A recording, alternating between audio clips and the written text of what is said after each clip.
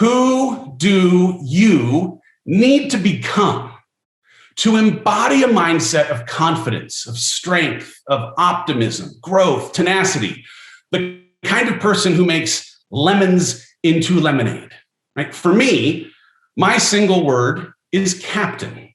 Like, I'm the captain now. Like the guy boarding Tom Hanks' boat in Captain Phillips, look at me, I'm the captain now.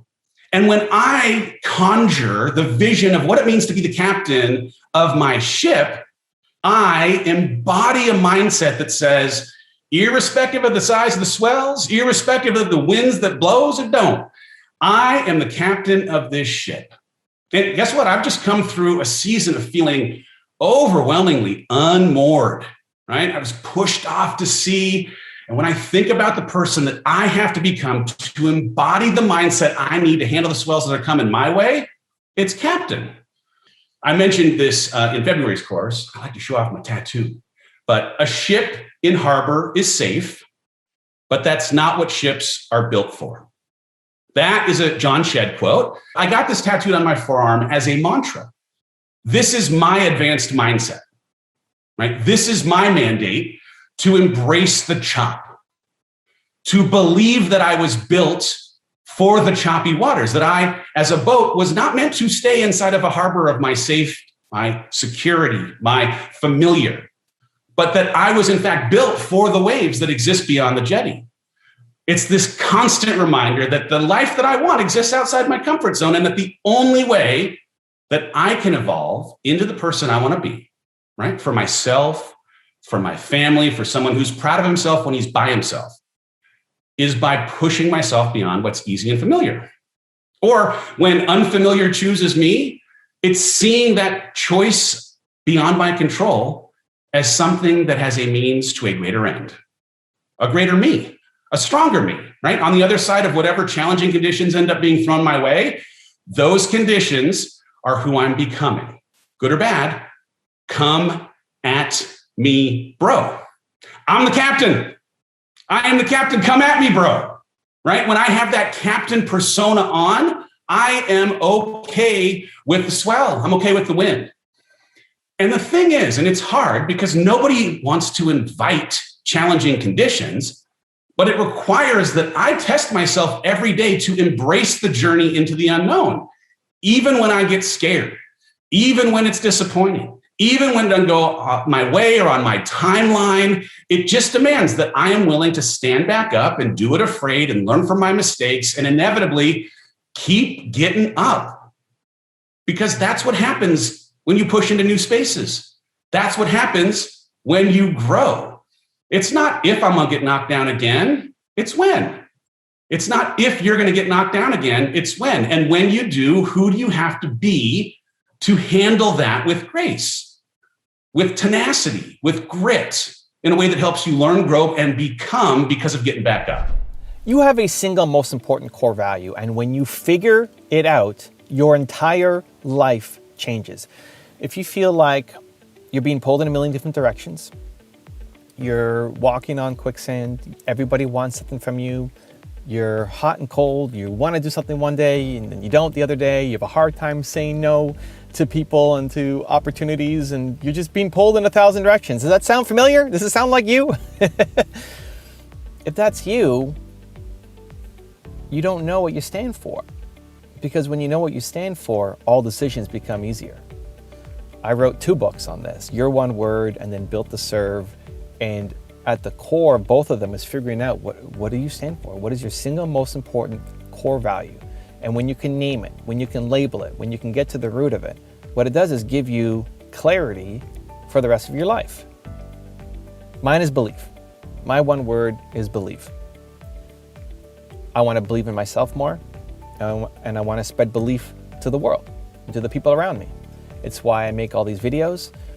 I make them for myself because I need to learn, and I want to be around the best. I want to be around people who inspire me to believe more in myself, and I try to spread that to the world. It becomes a filter through which I see the world. It becomes the filter through which my best self operates. Whenever I don't know what to do, whenever I'm given an opportunity, whenever I might be pulled in 1,000 different directions, What do I run that through is, well, believe. What would the believe version of Evan do? What would he do? And then that just makes it easier. Boom, decision made. Easier.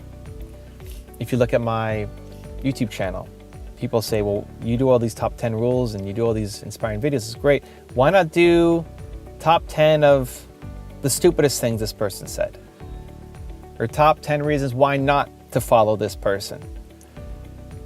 If I did that, if I went negative on Kanye West or Donald Trump or whoever, those videos would actually do better. You know, this is where it gets really tough. This is where it really comes down to what do you stand for and how much do you stand for? Because when you can get to the core of who you are, that becomes a lot easier. Because making those videos, if I was to slam people, would do better. People would much rather watch negative videos than positive. People would much rather laugh at somebody else than educate themselves. It's just how we are. We'd rather watch Big Brother and watch reality TV shows and people tearing each other apart. You know, you can't look away from a car accident or a fight on the street. We have this thing inside us where we like seeing other people not doing well because that's how we feel better about ourselves. When you see somebody else struggling, see someone else's terrible life on TV, it makes you feel better about yourself. So we have this insecurity inside all of us. And so those videos would do better. Our top 10 stupidest things Kanye West has said would get more views, would make me more money, would lead to more subscribers, would lead to all the metrics that you would probably look at, right? You know, if I look at, well, what are my goals? Well, I want more subscribers, more views, more comments, more revenue. Like, it would help all of that. But it's anti-belief. I feel gross. I don't want to put that content up. I don't want to put up content slamming people. It's not who I am. It's not what makes me come alive. And this is where you could do it for a short amount of time and then you're going to start to burn out because you start to hate your life because you're doing work that is just against who you want to be. You look at Dave Hollis. He's got his one word of captain. Great. So what does a captain do? Captain goes through choppy waters. Captain is built for the rough seas. So if he's ever stuck thinking about, should I do this or not? Well, what would a captain do? And then boom, answer. So figuring out your one word, figuring out that most important core value, what it does is give you a roadmap for the rest of your life. And it never gets old. I will never stop believing in myself and others and wanting to continue to inspire. Dave Hollis will never stop wanting to be the captain. And you need to figure out what yours is because that gives you direction, again, for the rest of your life. So how do we do it? What are some of the tactics? What are some of the tricks that you can use? Because I think this is one of the most important exercises you can ever do in your life. Understanding what you stand for as a human, it's not taught, in schools. It's not taught in textbooks. Most of the people who've taught you in schools, they're not happy with the direction of their life either, right? Like as you start to get older, when you're a kid and you look at your parents and adults, you feel like they got it all figured out, they have the answers, and then you realize they have no idea what they're doing. Like they're barely hanging on themselves. The teachers who taught you about, life in school, they're not happy with their own life. They haven't figured this out either. But I think it's one of the most important things that we can learn. So again, I have 2 books on it. Your One Word, Built to Serve. If you want to go deeper, those are great resources. But you start with, what are some of the things that make you come alive? Who was your favorite teacher growing up? What movies did you love growing up? What did you love about how your parents raised you? Even if you hate your parents, was there anything that you can pull out that you loved? And what you're doing is looking at what are some of the things that tie these things together. So if you had to write, this is the exercise I do with people. Okay, tell me your favorite movie and 3 words to describe it. Tell me who your favorite teacher was and 3 words to describe them. Think about your favorite teacher growing up, favorite coach, your favorite mentor. It's not because they taught you grade 8 science, right? It wasn't the material they taught you. They made you feel better as a human. They taught you how to be a better person. Why? What did they do? I was talking to a woman yesterday, coaching her through this process. We did an Instagram Live together. She's part of my Movement Makers program and just past a year of being in the program. So we did a live together and she wanted to go through this exercise. How do I find my one word? And her favorite teacher growing up wasn't a teacher, but was her coach. She was a track coach. And one of the things that she loved about the track coach was he would get in and do it with her. So whenever she was tired, whenever she wanted to quit, whenever she didn't feel good enough, he wouldn't just give her words, but he would do it with her. He'd say, okay, I'll do the last one with you. Race me. And he would run alongside her. So as you think about it, what was your favorite teacher growing up? Who was it and why? Write down some descriptive keywords. And what you'll find is if you do that with who your favorite mentors are, who your favorite teachers are, what your favorite books or videos are, look at my channel, all the people we profiled, and who are the people that you resonate with the most. If you love me, what are 3 words about Evan Carmichael that you love? You love Dave Hollis. What are 3 words that describe Dave Hollis? You know, all the good things that you love, that make you feel alive and bold and confident and serving and wanting to help. All those things are connected, but they don't feel connected. This is the problem. This is the connective tissue work that you have to do. This is where we never learn these things. The things that you love are not just random occurrences, they're connected. When you write them down, the descriptive keywords, you'll see a trend that happens between them. So for me, it's believe. My favorite movie is Seabiscuit. It's about a horse that's too small and a jockey that's too big and a team owner that's going bankrupt, and somehow they come together, find each other, and win all of these races, and it's based off a true story. And they go and beat the well-funded, you know, the team that has the perfect jockey and the giant horse and the tons of money, and they go and they beat those guys, right? So if I were to write down, you know, the 3 words, believe is on there. I might say underdog, I might say inspiring, I might say believe, I would say believe. You know, and then if I think about my favorite teacher growing up, Madame Farr taught me French, but I don't even use my French. Like, French isn't even that valuable for the work that I do. Why do I love Madame Farr? Well, because she believed in me, because she would meet with me once a week when I was in my graduating year, and she just asked me about my life, how I was doing in school. I was introverted, I was shy. You know, it was harder for me to make friends and feel like I fit in and belonged. And so for her, I might put belong. I would definitely put believe, and I might put something else, maybe care or compassion. In those meetings with her once a week turned me from a B and C student into a straight A student, when I didn't think that was possible for me to do it, because I'd never really gotten A's in my entire school career. So we start to look at the similarities, right? Madame Farr, believe, you know, compassion, etc. Seabiscuit, underdog, believe, right? There's different keywords that will show up, but what's the consistent one? Believe. That's interesting. It's interesting this keeps coming up. What would happen if I built my whole life around belief?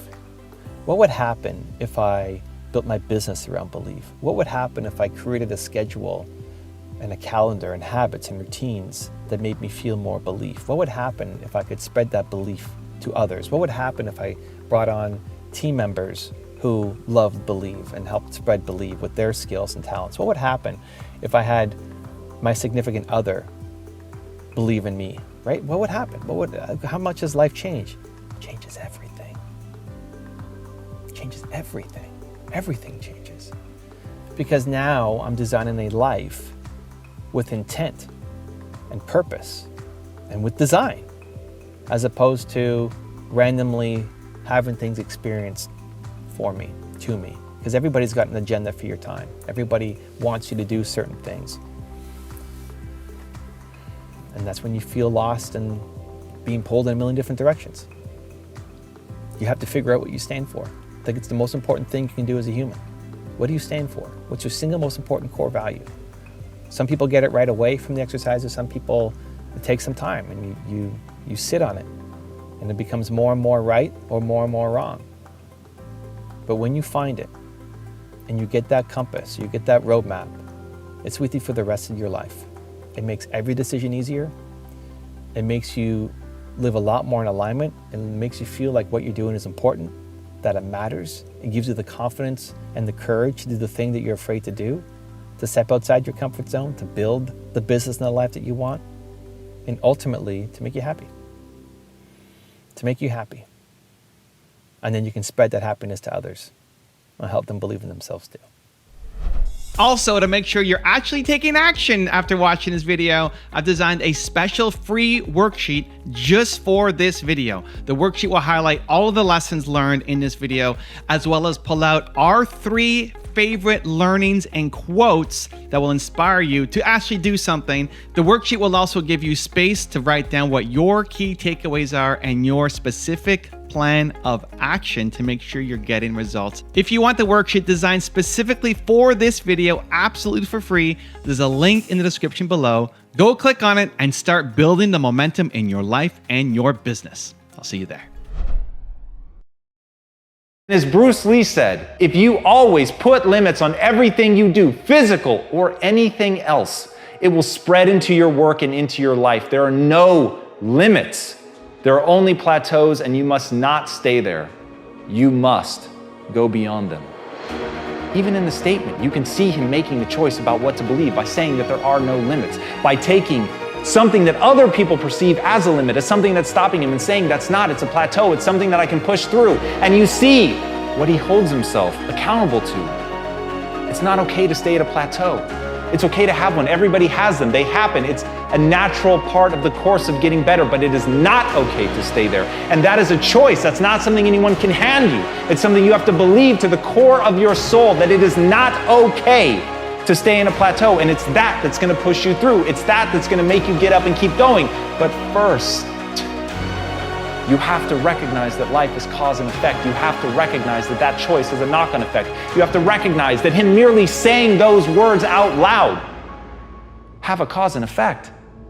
They change the course of his life, the expectations that other people have of him, expectations that he has of himself. And because he understands that he can control the outside world by first controlling what's inside, by changing his belief system to match what he wants to accomplish, he's then able to accomplish.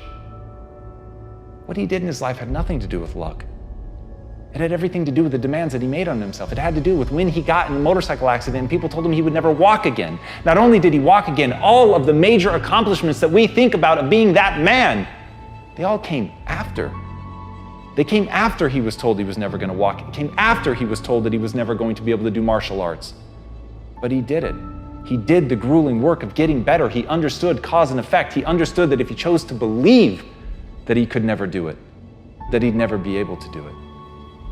But that if he chose to believe that by working out he could get stronger and get better and get back to it, that he could. And that's what he did. So now ask yourself, is your life dictated by luck or cause and effect? Are you in control? Or is it somebody else? Is someone else in control? Or is it you? And if it's you, go build the life that you want, because there's nothing stopping you but you. Well, every time we have a thought, we make a chemical. And if you have an unlimited thought, you will feel unlimited. And if you have a self-depreciating thought, you'll feel unworthy. And your brain instantaneously fires circuits that signal another part of the brain to release peptides or chemical messengers that signal hormonal centers. And when we get that arousal from the thought that we think, those thoughts sometimes weaken, the response weakens the physical body. So turns out that the emotions that are created from the thoughts are the signaling mechanisms of the body. Thoughts are the language of the brain, and feelings are the language of the body, and how we think and how we feel creates our state of being. So it turns out that the thoughts based in the stress hormones, based in survival, those are the thoughts that begin to push the genetic buttons that create disease. In other words, a person wakes up in the morning, and the brain is a record of the past. The first thing they do when they wake up in the morning is they start thinking about their problems. And those problems are memories that are etched in the brain that are connected to certain people, certain objects, certain things at certain times and places. So if you believe that your thoughts have something to do with your destiny, the moment you think about your problems, you're thinking in the past, right? Mm-hmm. Now, every one of those problems has an emotion associated with them because we've experienced them. So the moment you remember your problems, now you feel unhappy. Now you feel anxious. Now you feel fear. So the moment we feel those emotions, it takes a thought and a feeling, a memory or an image and an emotion, a stimulus and a response, and we start conditioning the body emotionally into the past. Now, the body is so objective that it doesn't know the difference between the real life experience that's creating that emotion and the emotion that person's fabricating by thought alone. The body's believing it's in that environmental condition. So if the environment signals the gene, and that's the truth, and the end product of an experience in the environment is an emotion, we're signaling the same genes, and genes make proteins. And if you keep signaling the same genes, you start down-regulating the gene to make cheaper proteins, and the body begins to break down. Now, that's an unconscious process. So what goes along with that is the moment the person feels that emotion of unhappiness or whatever it is, the brain checks in with the body and says, yeah, you're feeling pretty miserable, you're suffering. And we tend to generate more thoughts equal to the feeling that we have. And so then we get caught in this loop of thinking and feeling. So if we can't think greater than how we feel, or feelings have become the means of thinking, then we're thinking in the past. It's pretty well known today there's a lot of fear in the world. People are wondering what's going to happen. We've gone through many tough times if you study history. I was born during the Great Depression. So I was of an age then, I remember some of the things as a little kid. Then we went into a world war. And when the Depression ended, it was sort of like a theater where the lights were out. It was empty, but the lights started to come up and things started to get brighter. And of course, they became very bright. So the fear, don't let fear control you. Fear is a negative emotion. By following these principles, you're going to be on the other side of fear, where there's faith. There's a law of the universe called polarity. That law decrees everything has an opposite. Every negative has a positive. The truth is, it's neither positive or negative. It's our thinking that makes it so. Everything just is. We can make it what we want. Make up your mind now. You're going to go in the positive polarity. You're going to stay with me because that's where I'm going. And there'll be a very bright future. Let the fear go. It isn't necessary. The cause of it is ignorance. The cause of all fear is ignorance. Just enough. Enough. Enough. Like living by somebody else's rules is a humongous mistake. I've just literally sat down with 5 people under the age of 27 and it's so refreshing. It is so refreshing. If you have not jumped on the bandwagon of doing exactly what you want to do, which is skiing for the next 3 years or working at a job that's not what your parents want or what society wants, this video is just called Enough. Enough. Make this little 1-2 minute video, depends on when I finish, the piece of content that gets you to stand up and take life by its throat. Do something. Stop being scared. Stop letting the way you were raised, the fear as an offense, take that away. Let me be the person. I'll take the blame. I loved that some of my employees are like, my parents don't love what you're saying. Good. Parents, because if you are playing defense and if you are living a life where your kids' lives are the way you're being fulfilled, you're a loser, parents. And so enough parents imposing their way. You want your kids to be happy on your terms. Enough the kid that's sitting right now at a desk and saw this in a feed and you hate your job. Enough. Stand up, get the out of here and do you. Live your life. You got one life. Do something about it. I talk about the battlefield that goes on in your mind. There's literally a battlefield that goes on in your mind all the time. And there's bombs that are exploding all the time. Fear, anxiety, I'm not good enough. And a lot of times you're making those bombs explode or somebody else is making those bombs explode. All right. You have to take control of that space. You have to, too many times, the space between our ears, we don't have control over it. A lot of other people have set shop in it. They're like, they've like taken the most expensive real estate in the world and they've like literally sitting in it and they're not paying any rent. Yeah, they're making you pay the rent. Yes. They're sitting here and making you pay. And you're sitting in there, and those individuals, boy, they know exactly where all the bombs are, and they know which ones to push and which ones to push, and how to get you emotional, and how to do those things. And they also do it in a positive way also. Well, what's considered a positive way. You don't need to work that hard. You're good enough the way you are. You're already successful. Boom, boom, boom, all these different things. Because what they're trying to do is, instead of being supportive, they're actually pulling you back, because now you're starting to create distance between you and them. Mm-hmm. And they don't want that. You got to make sure you control that battlefield that's going on in there. It's your space, it's your mind. You're going to have negative thoughts. You are. But you don't act on all your thoughts. And there's not, thinking positive is just not going to get it done. All right. You need to think positive, but you need to act on whatever you're thinking positive of. Just changing your thought is not going to change your action. It may change your perspective, but you still have to continue to push forward. One night, Chris had gone to bed. I'd been struggling. We still had all the same problems. We still had a lien on the house, still facing bankruptcy, still fighting like crazy. I was still unemployed. They still hadn't figured out like the solution yet for the business. And I was about to turn off the TV, and there on the TV, there was this rocket launching, and I thought, oh my gosh, that is it. I am going to launch myself out of bed like a rocket ship, like NASA right here had launched me out of that bed. And I'm going to move so fast that I don't think. I'm going to beat my brain. Now, here's a really interesting point. I talk a lot about your instincts and inner wisdom.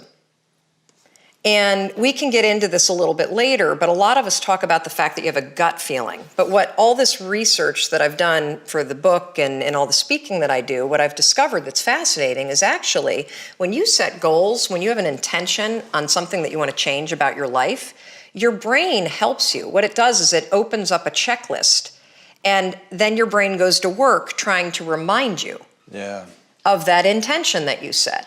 And it's really important to develop the skill, and I say that word purposefully, the skill of knowing how to hear that inner wisdom and that intention kicking in and leaning into it quickly.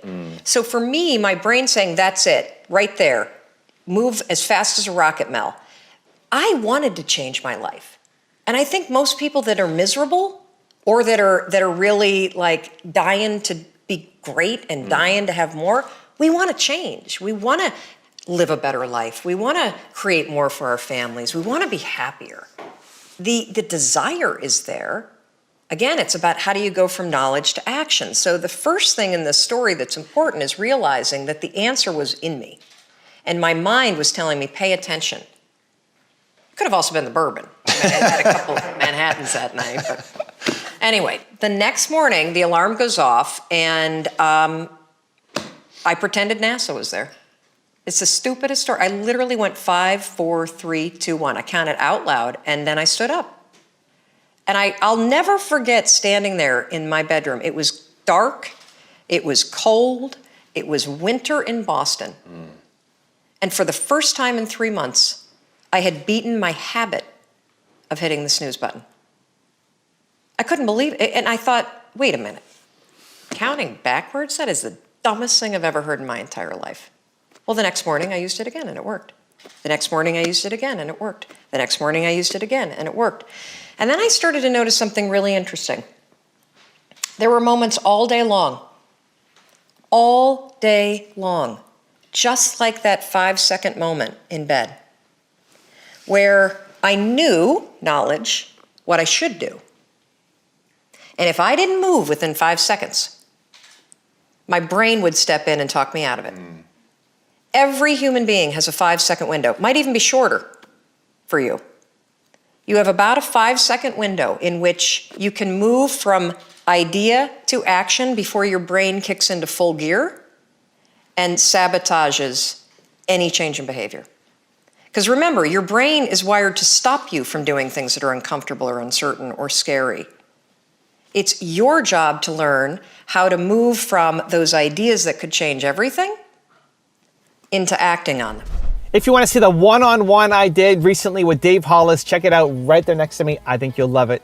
Continue to believe, and I'll see you there. You can either have multiple good days in a row, or you can be an entrepreneur, but you can't have both. There's a limiting belief of some kind. There's someone who has told a story that you've decided to believe,